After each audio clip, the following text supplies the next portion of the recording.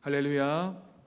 오늘도 하나님 주시는 말씀의 은혜가 우리 사랑하는 모든 성도들의 가정과 심령 가운데 하나님의 은혜로 충만하기를 주님의 이름으로 축복합니다. 우리가 잘 아는 한자 중에 충성, 충자라고 하는 한자가 있습니다. 이 말을 가만히 보면 충성이라고 하는 것은 결국 마음의 중심에 무엇이 있느냐에 달려 있다라고 할 수 있습니다. 그래서 한자어 충이라고 하는 이 글자에는 충성이라는 의미도 있지만 진심, 참마음, 진실, 정성을 다한다라고 하는 뜻을 포함하고 있습니다. 충성이라고 하는 것은 우리의 마음의 진심을 다해서 우리의 마음 중심에 무엇을 두고 있느냐, 그래서 우리가 그것에 대해서 정성을 다하는 것, 그것이 바로 충성이라고 하는 뜻입니다. 성경 원어에서도 이렇게 설명하고 있습니다. 포기하지 않고 끝까지 믿는 믿음, 그 믿음을 가리켜서 충성이라고 합니다. 그냥 믿음이 아니라 끝까지 하나님을 신뢰하는 믿음, 그것이 바로 충성입니다. 영어에서는 faithfulness라고 해서 그 믿음의 깊이, 믿음이 얼마나 끝까지 충만하느냐, 그 믿음을 지켜가느냐라고 하는 것이 바로 충성이라고 하는 단어의 뜻입니다. 그래서 여러분, 이 충성이라고 하는 이 단어가 성경에서는 성실, 미쁘다, 신실하다라고 하는 뜻으로 번역되기도 합니다. 우리의 믿음이 변하지 않는 믿음이 되어서 끝까지 주님을 신뢰하는 것, 그리고 그와 같은 믿음으로 주님을 찾는 것, 그것이 바로 충성입니다. 결국 종합해 보면 하나님을 향한 믿음이 변하지 않고 그 마음에 항상 하나님만 모시고 사는 삶, 그 믿음을 가리켜서 충성이라고 할 것입니다. 오늘 우리가 충성의 열매, 성령의 9가지 열매 중에 충성이라는 열매를 함께 나누게 될 텐데, 우리가 이 말씀을 통해서 정말 우리의 마음의 중심에 변하지 않고 끝까지 주님을 향한 믿음이 있는지를 확인하고 점검해야 할 것입니다. 여러분, 충성이라고 하는 열매를 생각해 보면 그 충성의 열매의 반대말이 무엇일까요? 그냥 쉽게 우리가 충성이라는 단어를 생각해 보면 게으름이라고도 생각할 수 있을 것입니다. 그러나 조금 전에 설명드린 대로 충성은 단지 반대말이 게으름이 아닙니다. 충성이라고 하는 이 단어의 정확한 반대말은 바로 배신입니다. 배도자, 배역자, 하나님 말씀을 알았는데도 그 말씀을 떠난 사람이 바로 충성이라고 하는 단어의 반대말에 해당하는 표현입니다. 본래의 믿음이 중간에 변해버린 사람, 그 믿음을 잃은 사람을 가리켜서 바로 이러한 충성의 반대말로 배도, 배덕이라고 표현하게 되는 것이죠. 여러분, 이 말을 들으면 정말 정신이 번쩍 들지 않습니까? 우리가 하나님 앞에서 우리의 믿음이 변해서 주님께 배신자라는 말을 듣게 된다면 우리는 어떤 사람일까요?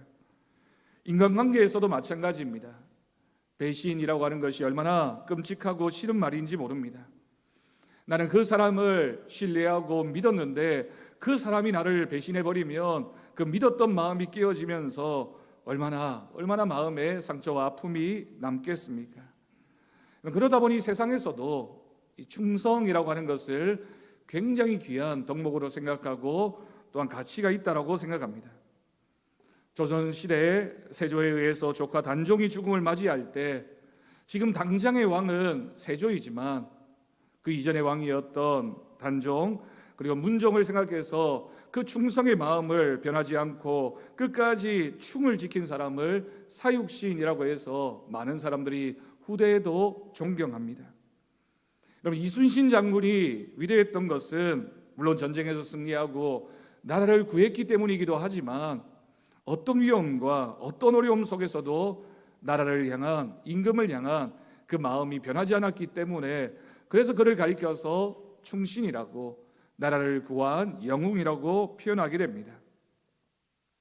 신앙적인 의미에서도 동일합니다. 충성은 그래서 신실한 믿음, 변함이 없는 믿음입니다. 그런데 여러분, 우리가 그렇게 변함이 없는 믿음으로, 신실한 믿음으로 주님 앞에 서야 하겠지만 우리의 믿음이 흔들릴 때가 있습니다. 그럼 언제 우리의 믿음이 흔들리게 됩니까? 고난이 닥쳐오고 유혹이 찾아들고 내 믿음을 흔들게 되는 갈등의 상황이 찾아오게 되면 우리의 믿음이 흔들리게 됩니다.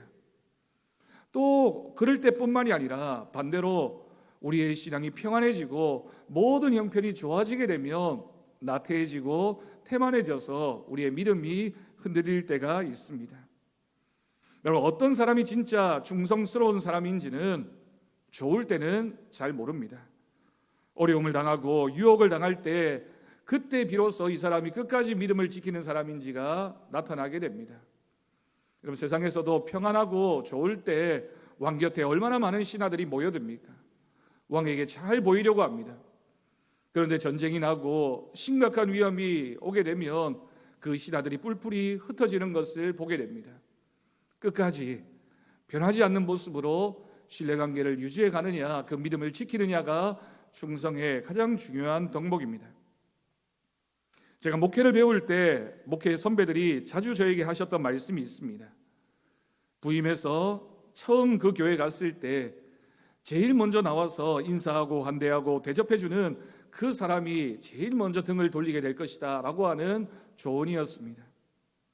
사람이 그만큼 잘 변하는 존재이니 사람 바라보고 목회하지 말고 사람 믿지 말고 하나님 바라보고 하나님만 믿고 목회하라는 뜻으로 저에게 들려주었을 것입니다. 여러분, 충성이라고 하는 그 믿음은 하나님을 우리의 마음 중심에 모시는 것입니다. 하나님이 중심에 계시니 다른 것은 귀하다고 생각하지 않고 다른 것에 가치를 두지 않고 하나님만을 바라보며 믿음으로 살아가는 것. 그래서 하나님이 내 마음의 중심이 되시고 주인이 될 때 우리는 바로 이 충성이라는 열매를 맺을 수 있습니다. 지금으로부터 약 2년여 전에 2019년 6월에 대구에서 났던 일입니다. 국민일보에서 난 기사를 읽은 적이 있습니다. 가까이 대구 향기로운 은혜교회 구태극 목사님이라는 분이 계셨는데 그분이 인터뷰한 기사였습니다. 이 구 목사님이 심호하는 개척교회는 작년 6명의 청년 4명이 출석하고 있는 작은 교회였다고 합니다. 그러다 보니 그 교회 건물에 임대료를 내기가 어려워서 출석하는 성도의 카페를 빌려서 주일이 되면 그 카페에서 몇 명의 성도들이 모여서 예배드리는 그렇게 형편이 어려운 교회였습니다. 사고는 어느 날 새벽에 일어났습니다. 새벽 4시 반쯤 대구 동구 신서동의 한 빌라 4층에서 큰 불이 나게 됩니다. 그곳이 바로 이 구 목사님의 사택이었습니다. 냉장고에서 시작된 불씨는 30분 만에 사택 전체를 불태워버렸습니다. 이 목사님이 새벽기도 준비로 나간 사이에 발생한 화재였기 때문에 그 집에는 사모님과 2딸이 남겨져 있었습니다. 큰아들은 군대에 가 있었고 둘째 딸은 친구네 집에 놀러가 있던 그런 상황이었습니다. 화재로 인해서 사모님은 전신에 40%의 화상을 입고 화상병원 중환자실에 입원하게 됩니다. 심각한 것은 막내딸이었습니다. 막내 하빈이는 화상으로 피부 이식 수술을 받았습니다.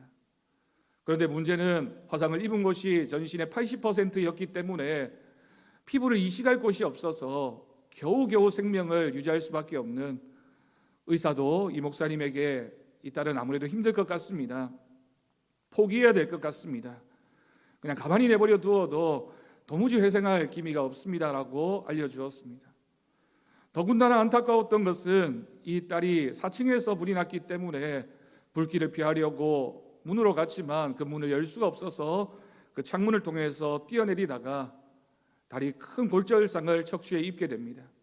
다리와 척추에 골절상을 입으면서 내부 장기를 다 망가뜨려 놓았습니다. 그래서 화상도 큰 문제였지만 그러다 보니 큰 고통이 이 딸에게 찾아왔고 이 딸이 진통제를 의지하지 않고는 견딜 수 없는 그런 상황에 내몰리게 되었습니다. 병원 의사의 말로는 이제 더 이상 치료하기는 어렵습니다. 그냥 단순하게 생명을 유지하는 정도, 겨우 그 정도만 할 수밖에 없다라고 하는 진단이었습니다. 이 목사님이 그 인터뷰에서 이런 말씀하셨습니다. 하나님께 이 딸을 맡겨드리는 수밖에 없습니다라고 주위 분들에게 기도를 부탁했습니다. 이 목사님의 마음이 어떠했을까요? 사랑하는 딸을 포기할 수도 없고, 그렇다고 병원의 말을 들으니 이 딸의 고통이 이토록 심한데 고통 속에 더 둘 수도 없고, 또 또 현실적으로 자꾸 불어만 가는 화상치료를 위한 병원비의 막막한 마음으로 자신의 그 안타까운 마음을 인터뷰했고 신문에 놨습니다. 그 기사를 읽으면서 저에게도 그런 생각이 들었습니다. 하나님께서 물으시는 것 같았습니다. 너는 그래도 이런 상황에서도 믿음 변하지 않고 충성할 수 있겠느냐? 여러분, 우리가 만약 이 정도의 아픔과 절망적인 상황이라면 우리의 마음에는, 우리의 생각에는 어떤 생각이 들겠습니까? 우리가 새벽에 욥기를 읽었습니다. 욥기를 묵상하면서 욥이 당했던 그 고통과 고난만큼이나 그런 고통이 우리에게 만약 현실에 부닥치게 된다면, 그런 고통이 찾아오게 된다면 여러분, 우리는 어떻게 믿음을 지켜갈 수 있겠습니까? 여러분, 생각해 보면 이 목사님께서 그 새벽에 나가신 것 잘 살아보려고, 돈 좀 벌어보려고 나선 것이 아닙니다. 하나님의 일하기 위해서, 목회하기 위해서 새벽 기도 준비하려고 이른 새벽에 집을 비웠고, 그러다가 큰 사고가 났던 것입니다. 여러분, 정도의 차이는 있겠지만 우리는 어쩌면 이런 인생을 살고 있습니다. 우리가 살아가는 이 세상에서 우리가 하나님을 신뢰하는 것이 그렇게 쉽지 않습니다. 끊임없이 우리의 믿음을 위협하고 유혹하는 환경과 사건들이 얼마나 자주, 얼마나 많이 우리에게 찾아오는지 모릅니다. 우리가 믿음 생활을 하는 데 있어서 은사가 많다는 것은 참 좋은 일입니다. 여러분, 어떤 분이 잘 가르치고 찬양도 잘하고 물질로 잘 섬기고 다른 성도들의 마음을 잘 위로하고 봉사와 전도에 열심이고 그런 믿음을 가졌다면 얼마나 좋은 일이고 칭찬할 만한 일이겠습니까? 그런데 여러분, 그분이 만약 믿음이 자꾸만 변한다면 어떨까요? 어떤 때는 열심을 다해서 하나님 주신 사명을 감당하겠노라고 열정이 불타오르는데 조금만 시간이 지나면 그 마음이 자꾸만 변하고 믿음이 흔들리고 이랬다 저랬다 하는 믿음이라면 여러분, 그 믿음은 어떤 믿음입니까? 어떤 때는 누구보다 열심이고 사랑이 많고 대단한 일을 할 것만 같은데 금방 실망하고 식어버리는 열정이라면 우리가 그런 믿음으로 어떤 일을 감당할 수 있겠습니까? 종종 그런 이야기를 합니다. 저 집사님 예전에는 참 믿음이 좋았는데, 저분 왕년에는 정말 전도 열심히 했는데, 정말 새벽기도 열심히 나왔는데 얼마나 열심히 봉사하고 헌신했는지 몰라. 저 집사님 예전에는 정말 그런 분이셨어. 그런데 여러분, 그렇게 변해버린 믿음은 현재 그 믿음이 아니라면 그 믿음은 좋은 믿음이라고 할 수 없습니다. 예전에 얼마나 잘했느냐, 얼마나 대단한 믿음이었느냐가 오늘 우리의 믿음을 말하지는 않습니다. 그래서 여러분, 이 충성이라고 하는 열매는 변하지 않는 믿음입니다. 우리의 믿음이 변해서는 이 충성이라는 열매를 맺을 수 없다라고 하는 뜻입니다. 어떤 상황에서도 주님을 향한 그 믿음이 변하지 않을 때 그 믿음을 우리는 충성된 믿음, 하나님께서 우리에게 맺으라고 말씀하신 성령의 열매 가운데 이 충성이라고 하는 열매입니다. 우리나라에 참 아픈 시기가 있었습니다. 일본 제국주의가 우리나라를 침략했을 때 1919년 3월 1일 3일절에 많은 사람들이 나와서 나라의 독립을 위해서 외치고 또한 독립운동에 참여했습니다. 얼마나 많은 애국지사와 나라와 민족을 위해 결단하고 열심히 그 독립을 외쳤던 사람들이 많았는지 모릅니다. 그런데 여러분, 5년이 지나고 10년이 지나고 핍박이 계속되어져 갔습니다. 아무리 노력하고 기다려도 나라의 독립은 멀게만 느껴지게 됩니다.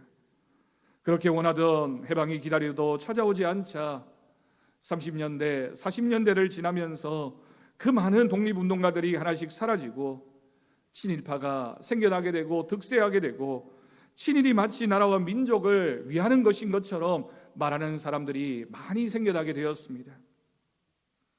여러분, 하지만 그런 상황에서도 끝까지 나라를 위해서, 이 나라의 독립을 위해서 또 하나님을 향한 신앙이 변하지 않고 참고 견디고 인내했던 사람들이 있었습니다. 그것이 바로 변하지 않는 믿음입니다. 상황이 바뀌었다고 변하는 믿음이라면 그 믿음은 충성이 아닙니다. 형편이 달라졌다고 해서 그 믿음이 약화되어진다면 그 믿음을 충성이라고 말할 수가 없습니다. 오늘 본문 2절 말씀을 보면 오늘 본문 2절 말씀에서 맡은 자들에게 구할 것은 충성이라고 말씀합니다.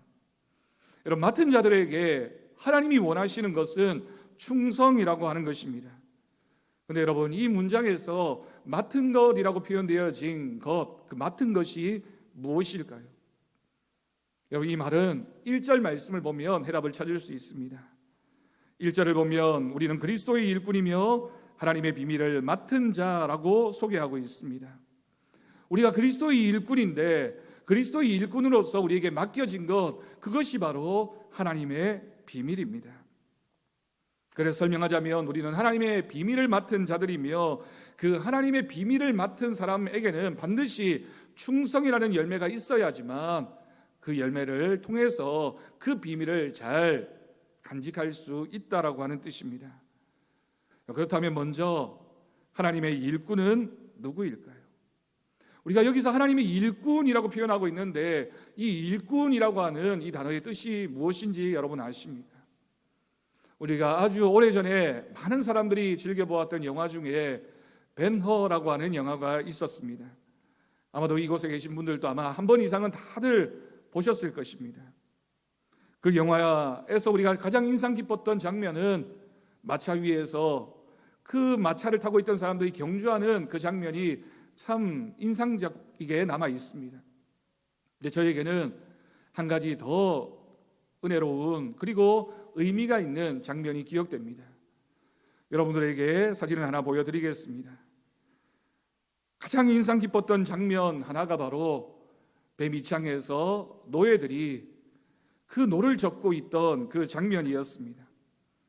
배의 가장 밑바닥에서 열심히 노를 젓고 있던 그 사람, 그 노예를 가리켜서 오늘 성경에서 일꾼이라고 표현하고 있습니다. 여러분, 원래 이 헬라어 뜻, 이 일꾼이라는 단어의 뜻이 배 밑바닥에서 주인의 말에 순종해서 노를 젓는 그 노예를 가리켜서 일꾼이라고 표현했습니다. 여러분, 신약 성경에는 이 일꾼이라고 하는 이 단어와 동일한 단어가 몇 개 있습니다. 그것이 바로 노예라고 하는 뜻이고 집사라고 하는 단어의 뜻입니다. 여러분, 그 노예들이 어떻게 일하던가요? 지휘관의 북소리에 맞추어서 소리만 듣고 노를 젓습니다. 배의 가장 밑바닥에 있다 보니 창문도 없고 상황이 어떠한지를 알 수 없습니다. 이 배가 어디를 향해 가고 있는지, 적이 어디쯤 왔는지, 이 배가 어떤 형편에 있는지 알지 못하지만 지휘관을 통해서 둥둥 북소리가 들리게 되면 그 말에 따라서 열심히 노를 젓기도 하고 멈추기도 하고 또 젓는 것을 반복하면서 그저 주어진 그 일에 충성하는 노예, 그 노예를 가리켜서 성경에서는 일꾼이라고 표현했습니다. 여러분, 집사라고 하는 직분이 바로 이 단어입니다. 여러분, 집사만 그런 직분입니까? 목사도, 장로도, 권사도 어떤 직분이라 하더라도 주의 말씀에 순종해서 가장 낮은 곳에서 생명을 걸고 상황이 어떠하든지 주어진 책임을 감당하는 것, 그런 노예와 같은 삶을 살아가는 것, 그렇지만 주님을 신뢰하고 의지하는 것이 바로 이 일꾼, 집사의 책무입니다. 그리스도의 일꾼으로 인정을 받으라는 이 말은 철저히 주님의 명령에 순종하는 사람, 주님의 명령이라면 어떤 일이든지 감당하는 사람이 되라는 것입니다. 그래서 여러분, 주위 사람들로부터 저 사람은 주님의 일꾼이야 라는 소리를 들을 수 있도록 누구나 그 사람을 바라보면서 저 정도면 하나님의 일꾼이야 라는 그런 인정을 받으라는 말씀입니다. 여러분, 여기까지 우리가 충성의 열매를 생각해 보면 이 충성의 열매 맺기가 쉬운 일입니까? 정말 어렵습니다. 가만히 생각해 보면 도무지 자신이 없습니다. 내가 어떻게 이런 열매를 맺을 수 있을까요? 하지만 성경은 우리가 그리스도인이라면 누구나 할 것 없이 이 열매를 맺어야 된다. 성령의 9가지 열매는 그리스도인이기에 우리 안에 성령님이 계시기 때문에 반드시 맺어야 하는 열매라고 설명합니다. 때로는 나도 나를 믿을 수 없고 내가 어떻게 그런 사람이 될 수 있을까 생각합니다. 나도 의심되지만 주님이 우리 안에 계시면 우리는 주님과 함께 할 수 있습니다. 나는 할 수 없지만, 나는 도무지 그 일을 감당할 만한 능력이 없지만 주님이 내 안에 계시다면, 그리고 내가 주님 안에 있으면 주님이 우리를 통하여 그 일을 할 수 있게끔 힘과 능력이 되어 주십니다. 여기 말씀에는 우리를 가리켜서 하나님의 비밀을 맡은 자라고 설명하고 있습니다. 하나님의 비밀이 뭘까요? 바울 서신을 보면 이 비밀이라고 하는 단어가 그가 쓴 편지에 굉장히 여러 군데 여러 번 등장하고 있습니다. 그런데 사도 바울이 비밀이라고 하는 이 단어를 사용할 때마다 비슷한 의미로 동일하게 사용하고 있는 단어가 한 가지가 있습니다. 골로새서 1장 27절에 이 비밀이 무엇인지를 설명합니다. 하나님이 그들로 하여금 이 비밀의 영광이 이방인 가운데 얼마나 풍성한지를 알게 하려 하심이라. 이 비밀은 너희 안에 계신 그리스도시니 곧 영광의 소망이니라. 아멘. 여러분, 이 비밀이 무엇이라고요? 예수 그리스도라고 분명히 정의하고 있습니다. 그러니 여러분, 복음이 비밀입니다. 주님께서 우리에게 복음을 알려주셨고 그 복음으로 구원을 받은 우리가 그 비밀을 맡은 자가 되어서 그 비밀을 간직하면서 주님의 일꾼으로 그 사명을 감당해야 할 것입니다. 여러분, 우리가 비밀이라고 얘기할 때 복음의 비밀, 십자가의 영광입니다. 십자가의 복음, 십자가의 구원, 하나님께서 우리를 사랑하셔서 예수 그리스도를 이 땅에 보내시고 그 아들을 믿는 자는 누구든지 구원을 받을 것이다 라고 말씀하셨습니다. 여러분, 우리는 그 비밀을 알고 있습니다. 세상 사람들은 들었지만 그 비밀을 믿지 않습니다. 어떻게 저 사람을 믿어서 구원을 받을 수 있단 말이냐라고 생각하지만 우리는 예수님을 믿는 사람들입니다. 예수님을 믿는다는 것은 십자가를 믿는 것이며 십자가를 통하여 우리를 구원하신 주님의 사랑과 은혜를 고백하며 우리가 그것을 비밀이라고 생각하고 복음이라고 생각하면서 그 은혜에 동참합니다. 그런데 여러분, 오늘 말씀 보면 그 비밀이, 그 복음이 우리 안에 있다라고 설명하고 있습니다. 우리가 주님을 믿음으로 고백하면 주님이 우리 안에 계시고 우리를 통하여 주님의 일이 시작되어집니다. 그래서 주님이 만들어 가시는 삶, 주님이 역사하시는 삶, 주님이 우리를 통하여 주님의 일을 감당할 수 있도록 인도하시는 삶, 그것이 바로 비밀을 맡은 자에게 주어지는 하나님의 역사입니다. 빌립보서 1장 6절 말씀을 보면 그래서 이렇게 설명합니다. 너희 안에서 착한 일을 시작하시니가 그리스도 예수의 날까지 이루실 줄을 우리는 확신하노라. 아멘. 우리 안에 비밀을 맡겨주시고 그 복음의 비밀을 주신 분이 주님이시니 주님께서 그리스도 예수의 날까지 우리에게 착한 일을 시작하시고 그 일을 이루어 갈 수 있도록 우리를 늘 지켜 보호하신다라고 하는 뜻입니다. 여러분, 여기에 기록되어진 착한 일이라고 하는 이 단어가 바로 복음입니다. 우리가 예수님을 믿게 된 것, 주님이 우리 안에 거하셔서 우리로 하여금 날마다 주님의 말씀을 듣고 그 말씀을 따라 순종하는 삶을 살게 하신 것, 그것이 바로 착한 일입니다. 그리고 또한 우리를 통하여 하나님의 복음의 비밀이 전해질 수 있도록 우리 안에 끊임없이 말씀하시는 그 하나님의 음성에 순종하는 것, 그것이 바로 복음의 비밀입니다. 그러니 여러분, 이 복음의 비밀은 내가 이루는 것이 아니라 주님이 이루어 가시고 주님이 우리를 통하여 만들어 가십니다. 그렇기 때문에 우리가 해야 할 일은 간단합니다. 우리가 주님 안에 거하고 주님이 우리 안에 거하시도록 해야 됩니다. 우리가 주님 안에 거하고 주님이 우리 안에 거하시는 것, 여러분, 이것을 가리켜서 우리는 하나님과의 동행이라고 표현할 수 있습니다. 주님과 거룩한 동행을 하는 겁니다. 우리 주님과 거룩한 동행의 길을 걸어가는 저와 여러분이 되어지기를 간절히 바랍니다. 이렇게 주님과 거룩한 동행의 삶을 살아가려면, 주님과 동행하려면 우리가 세 가지는 꼭 기억해야 됩니다. 오늘 이 세 가지를 여러분 꼭 기억하시고 주님과 날마다 동행하는 삶이 되어지기를 바랍니다. 첫 번째는, 그럼 우리는 십자가를 져야 됩니다. 십자가를 진다라고 하는 것은 우리 주님과 함께 십자가의 길을 걸어가는 것입니다. 주님이 우리에게 맡겨주신 길이지만, 영광스러운 길이지만 그 길이 순탄하고 좋지만은 않습니다. 여러분, 십자가가 매끈하고 십자가가 잘 다듬어져 있는 것이 아니라 울퉁불퉁하고 거칠고 때로는 아픔이 되고 때로는 상처가 되어집니다. 내 자존심을 무너뜨려야 되고 때로는 내 욕심도 내려놓아야 되고, 다른 사람이 나를 욕하고 또 비난할 때 능히 그것을 감당해야 하는 것, 그것이 바로 십자가입니다. 참아야 됩니다. 넘어지지만 일어서야 됩니다. 주님 때문에 인내하고 참는 것, 하지만 여기에 비밀이 있으니 주님이 우리와 동행하십니다. 수고하고 무거운 짐진 자 다 내게 오라고 말씀하시면서 내가 너의 십자가를 져주겠다라고 말씀하셨습니다. 우리가 십자가를 지고, 나의 십자가를 지고 주님과 동행한다는 것은 주님이 우리를 안으시고 우리와 함께 하셔서 우리가 능히 그 길을 걸어갈 수 있도록 우리에게 힘이 되어주시고 능력이 되어주십니다. 여러분, 주님과 동행하려면 십자가를 져야 된다라는 사실 꼭 기억할 수 있기를 바랍니다. 두 번째로, 우리 마음의 왕은 하나님이고 주님이어야 됩니다. 주님과 동행하려면 내 마음대로 살아서는 안 됩니다. 내 기분대로 살아서는 안 됩니다. 하고 싶은 거 다 하고, 말하고 싶은 거 다 말하고, 미워할 거 다 미워하고, 누릴 거 다 누리면 여러분, 우리가 어떻게 주님과 동행할 수 있겠습니까? 우리가 어떻게 우리의 마음의 왕을 주님이라고 고백할 수 있겠습니까? 우리의 마음의 왕이 주님이시라면 주님이 내 인생의 운전대를 맡아서 우리의 삶을 인도해 갈 수 있도록 주님을 의지하는 삶을 살아야 할 것입니다. 마지막 세 번째는, 우리의 시민권은 하늘에 있습니다.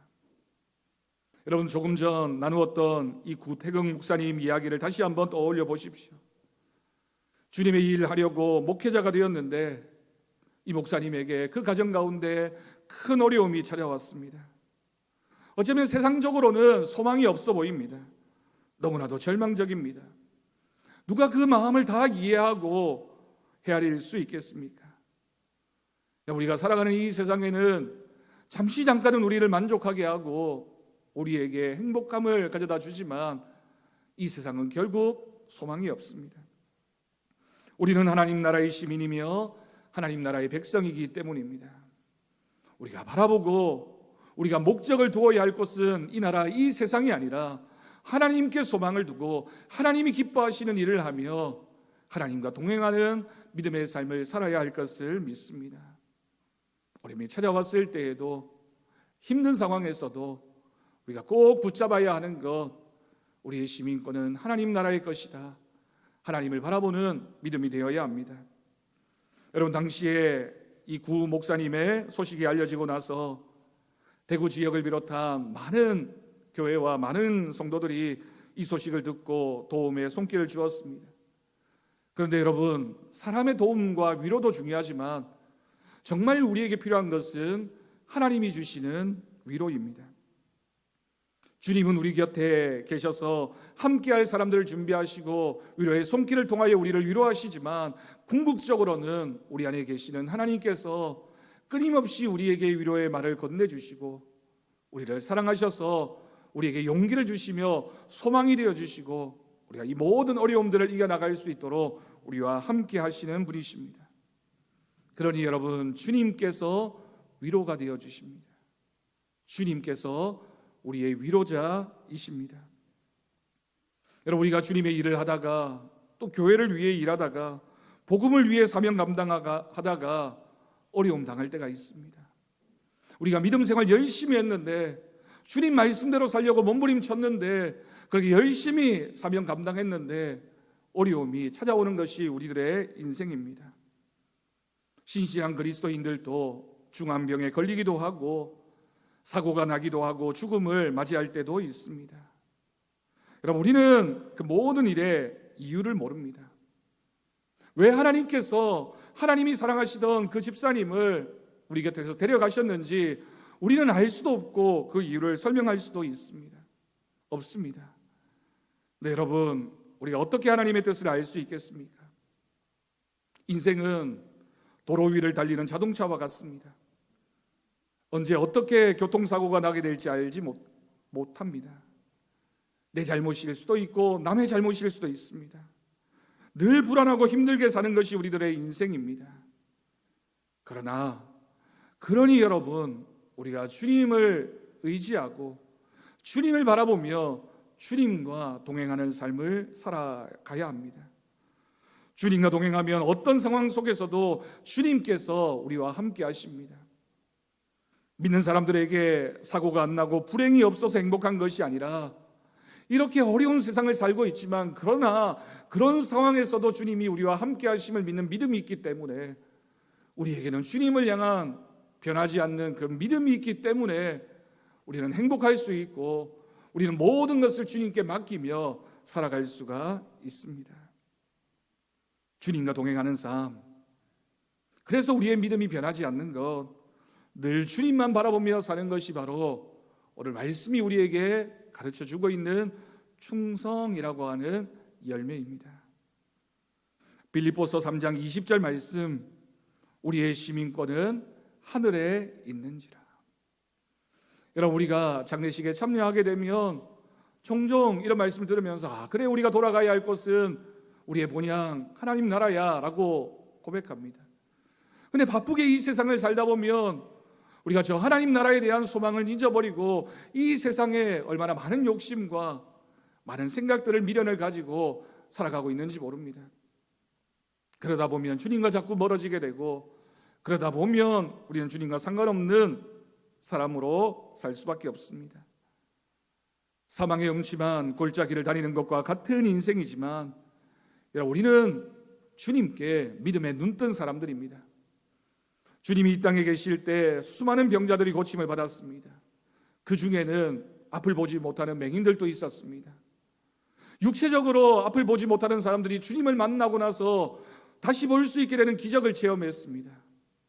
네, 여러분, 우리 주님께서 우리에게 주신 기적은 우리의 육신의 눈이 뜨는 것도 기적이지만 우리가 보지 못했던 세상을 다시 보게 되는 것, 믿음의 눈이 뜨여지는 것, 영적인 눈을 떠서 하나님 나라를 소망하게 되는 것, 그것이 바로 우리 주님이 우리에게 주시기를 원하셨던 기적이고 복음의 본질입니다.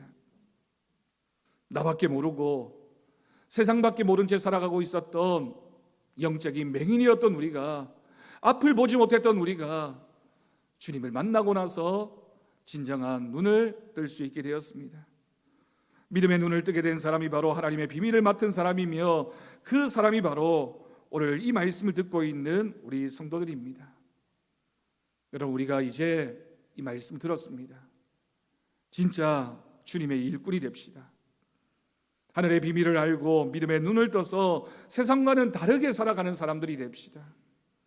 하나님이 우리를 성도로 불러주셨고 집사와 권사와 장로로 목사로 하나님께서 부르심에 우리는 응답해서 이 직분을 감당하고 살아가고 있습니다. 일꾼이 되었습니다. 십자가를 지는 사람이 되었습니다. 이제는 내 생각이나 내 욕심이나 내 감정이나 또는 내 생각대로 사는 인생이 아니라 끝까지 믿음 변하지 않고 주님만 바라보는 또한 충성의 열매가 우리 가운데 맺혀지기를 간절히 바랍니다. 오늘 본문 3절에서 5절까지의 말씀을 마지막으로 읽습니다. 너희에게나 다른 사람에게나 판단받는 것이 내게는 매우 작은 일이라. 나도 나를 판단하지 아니하노니 내가 자책할 아무것도 깨닫지 못하나 이로 말미암아 의롭다함을 얻지 못하노라. 다만 나를 심판하실 이는 주시니라. 그러므로 때가 이르기 전 곧 주께서 오시기까지 아무것도 판단하지 말라. 그가 어둠에 감추인 것들을 드러내고 마음의 뜻을 나타내시리니 그때에 각 사람에게 하나님으로부터 칭찬이 있으리라. 아멘. 우리가 마지막까지 이 충성의 열매를 맺으며 주님 주신 직분 잘 감당하면 하나님이 주시는 칭찬과 상급이 우리에게 있게 될 것을 믿습니다.